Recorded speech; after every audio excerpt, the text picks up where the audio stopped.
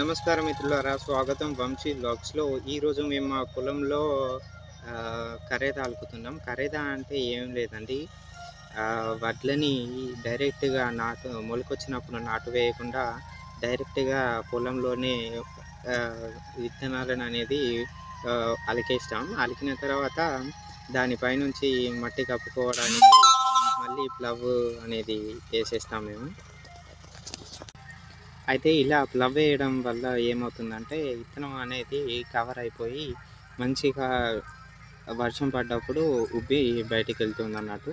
ఈ పద్ధతి ద్వారా మనము వరి పంటలో చాలా దిగుబడి ఎక్కువ రాకపోయినా కానీ, ఖర్చులు కూడా ఎక్కువ కాకపోవడం వల్ల మనకి రైతనేది లాభంలో ఉంటాడు.